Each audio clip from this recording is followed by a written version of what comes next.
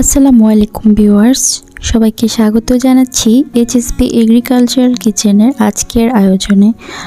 আমি আজকে আপনাদের সাথে red velvet cake recipe share করব এবং সাথে ক্রিম চিজ ফ্রস্টিং সহ পুরো রেসিপিটি আমি আপনাদের সাথে শেয়ার করতে চলেছি। তো ভিডিওটি শেষ পর্যন্ত দেখার অনুরোধ রইল। চলুন ভিডিওটি শুরু করা যাক।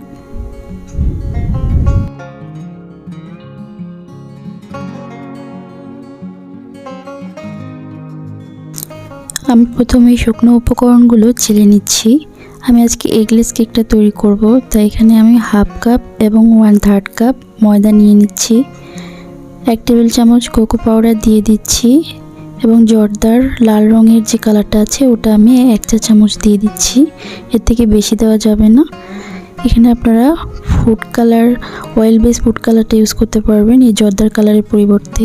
এখানে আমি 1 চা চামচ বেকিং পাউডার এবং হাফ চা চামচ বেকিং সোডা দিয়ে এগুলো ভালোভাবে চেলে একটু মিশিয়ে আমি একপাশে রেখে দিচ্ছি। আজকে এগলেস কেকটা তৈরি করছি, তাই এখানে প্রথমে আমি কনডেন্স মিল্ক নিয়ে নিচ্ছি হাফ কাপ। এখানে আপনারা চাইলে 1 কাপ কনডেন্স মিল্ক দিয়েও আজকে পুরো কেকে আপনারা কনডেন্স মিল্ক ইউজ করতে পারেন। আমি এখানে হাফ চা চামচ হাফ কাপ কনডেন্স মিল্কের সাথে হাফ কাপ আইসিং সুগার দিয়েছি, আর সাথে 1/3 কাপ রান্নার তেল এবং চকলেট এসেন্স দিয়ে দিয়েছি 1 চা চামচ। আপনারা এখানে বাটারও দিতে পারেন। আমি তেল দিয়েছি এবং সাথে আমি হাফ কাপ এখানে দুধ ইউজ করেছি। তো আমি এগুলো সবগুলো একসাথে চিনি সহ ভালোভাবে মিক্স করে নিয়েছি এবং এখন আমি শুকনো উপকরণগুলো চেলে নিচ্ছি। তো আমি পুরোটা একসাথে দিয়ে দিয়েছি। দেখতে পাচ্ছেন শুধুমাত্র লাল কালারটা ইউজ করার কারণে এখানে ভালোভাবে কালার আসেনি, তাই এখানে আমি অরেঞ্জ ফুড কালার দিয়ে দিয়েছি এবং দিয়ে এই লাল কালারটা এনেছি। সামান্য অরেঞ্জ ফুড কালার দিলে এরকম লাল হয়ে যাবে। আর এখানে আমি 1 টেবিল চামচ ভিনেগার দিয়েছি। ভিনেগারটা এরকম লাস্ট পর্যায়ে দিবেন সবসময়, যাতে এটা সাথে সাথে অ্যাক্টিভ হয়ে যায় এবং সাথে সাথে এটা বেক করে নেবেন। ভিনেগার দেওয়ার পর আর অপেক্ষা করা যাবে না, তাহলে কিন্তু কেকটা ভালোভাবে ফুলবে না এবং সফট হবে না। তো আমি আগে থেকে একটা পার্চমেন্ট পেপার দিয়ে আমি একটা মোল্ড আমি আগে থেকে তৈরি করে রেখেছি, সেই মোল্ডে আমি ব্যাটারটা ঢেলে দিয়েছি। আর ব্যাটারটা অন্য সব কেকের থেকে পাতলাই হয়। তো আমার কেকটা আমি 165 ডিগ্রি সেলসিয়াসে মাঝের তাকে রেখে আমি এটা 45 মিনিট বেক করে নিয়েছি। 45 মিনিটে আমার কেকটা হয়ে গেছে। উপর থেকে আমি পার্চমেন্ট পেপারটা সরিয়ে নিচ্ছি। কেকটা আমি ঠান্ডা করে নিয়েছি। এখন আমি এটা স্লাইস করে নিচ্ছি। আমি এটা 3 ভাগে স্লাইস করে নিচ্ছি। আর আজকে আমি নতুন পদ্ধতিতে স্লাইস করছি। সামনে 2টা এরকম স্টিক রেখে আমি ছুরিটা বসিয়ে এভাবে স্লাইস করলে এটা অনেক সুন্দরভাবে স্লাইস হয় এবং সব পাশেই সমান থাকে। তো আমি এই ব্যাপারে এতটা এখনও পারদর্শী না, প্রথম ট্রাই করলাম, তবে আমার কাছে মোটামুটি ভালোই লেগেছে। তো আপনারাও এইভাবে ট্রাই করতে পারেন। এগুলো আমি একপাশে রেখে এখন আমি ক্রিমটা তৈরি করে নিচ্ছি। প্রথমে আমি এখানে 1 কাপ ক্রিম নিয়ে নিয়েছি। ক্রিমটা আমার সেমি বরফ অবস্থায় আছে।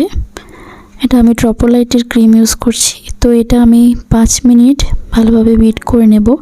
আপনারা এখানে চাইলে মিষ্টি, আপনারা যদি মনে হয় ক্রিমে মিষ্টিটা কম, চেক করে দেখবেন।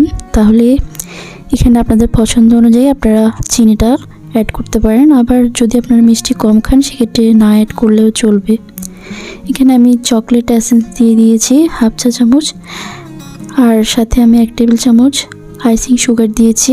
এগুলো আমি ভালোভাবে বিট করে আমি এক পাশে রেখে দিয়েছি। এখন আমি আজকে ক্রিম চিজ নিয়ে নিয়েছি। আমি এখানে হাফ কাপ ক্রিম চিজ নিয়ে নিয়েছি। তো এটা আমি বিট করে নিচ্ছি। সাথে আমি মিষ্টি এটা স্বাদ বাড়ানোর জন্য 2 টেবিল চামচ আমি এখানে আইসিং সুগার অ্যাড করে দিচ্ছি এবং 2 টেবিল চামচ আমি এখানে ক্রিম দিয়ে দিচ্ছি। বিট করা ক্রিম থেকে আমি কিছুটা ক্রিম নিয়ে এটা আমি প্রায় মিনিট খানেক মতো আমি এটা বিট করে নরম করে নিচ্ছি। তো দেখতে পাচ্ছেন আমার এটা বিট করা হয়ে গেছে। মিনিটের মধ্যেই আমার এটা বিট করা হয়ে গেছে। এখন আমি পুরো ক্রিমটা এই ক্রিম চিজের সাথে আমি অ্যাড করে নিচ্ছি এবং এটা আমি আবার 2 মিনিট মতো বিট করে স্টিফ একটা ক্রিমে পরিণত করছি।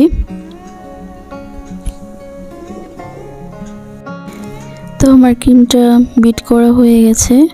এখন আমি এখান থেকে হাফ ক্রিম আলাদা করে এখানে আমি পাউডার বা রেড ফুড কালার দিয়ে দিয়েছি। তো এটা আমার পুরোপুরি রেড হয়নি, আমি এখানে অরেঞ্জ কালার দেইনি, যার কারণে এটা অরেঞ্জ কালারই রয়ে গেছে। এখানে যদি আমি একটু অরেঞ্জ কালার দিতাম তাহলে এটা লাল কালার আসতো সুন্দর।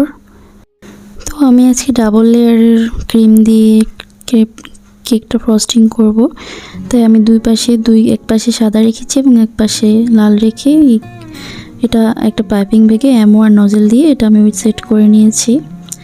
তো আমি নিচে একটু ক্রিম লাগিয়ে কেকের লেয়ারগুলোতে ভালোভাবে ক্রিম দিয়ে দিচ্ছি এবং উপরে আমি অ্যাপল জ্যাম দিয়ে দিচ্ছি। এটা আমার হোমমেড অ্যাপল জ্যাম। এই রেসিপিটা আমি কিছুদিনের মধ্যে আপনাদের সাথে শেয়ার করব। তো উপরে সুগার সিরাপ দিয়ে দিচ্ছি এবং ক্রিম দিয়ে আর একটু অ্যাপল জ্যাম দিয়ে দিচ্ছি। তো কেকের সব এটা আমি বারবার রিপিট করছি। তো আমার থার্ড লেয়ার দেওয়া হয়ে গেছে। উপরে সুগার সিরাপ দিয়ে এখন আমি চারপাশে ক্রিম লাগিয়ে নিচ্ছি। আমি পাইপিং ব্যাগে কিছুটা ক্রিম ভরে নিয়েছি এবং এভাবে করে স্প্রেড করে দিচ্ছি। এভাবে করলে অনেক সুবিধা হয়। তো যারা নতুন আমার মতো তারা এভাবেই ক্রিমটা দিবেন, তাহলে অনেক বেশি আর সমান করতে অনেক বেশি সময় লাগবে না এবং তাড়াতাড়ি সমান হয়ে যাবে। তো আমি এবার একটা প্যালেট নাইফের সাহায্যে চারপাশটা সমান করে নিচ্ছি যতটুকু সম্ভব। আপনারা যেটা দিয়ে আপনারা স্বাচ্ছন্দ্য বোধ করেন, এখানে স্কেল বা ব্রেড নাইফ যেটাই আপনাদের ভালো লাগে, যেটা দিয়ে করতে ভালো লাগে আপনারা সেটা দিয়ে এটা সমান করে নিতে পারেন। স্ক্র্যাপার দিয়েও সমান করে নিতে পারেন।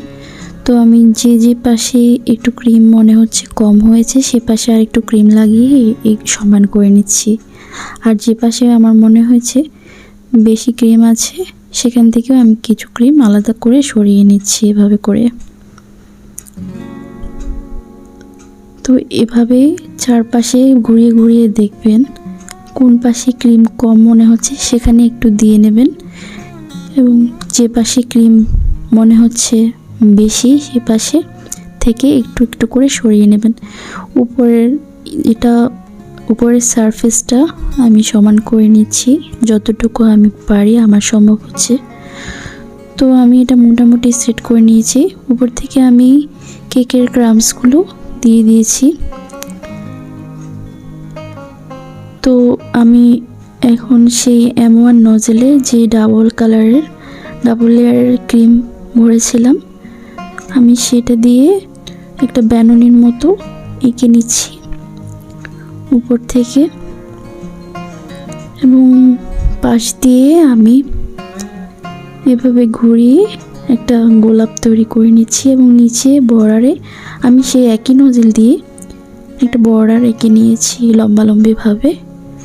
তো ভিডিওটি কেমন লাগলো অবশ্যই আমাকে কমেন্ট করে জানাবেন এবং রেসিপিটি ভালো লাগলে অবশ্যই একটা লাইক দিবেন।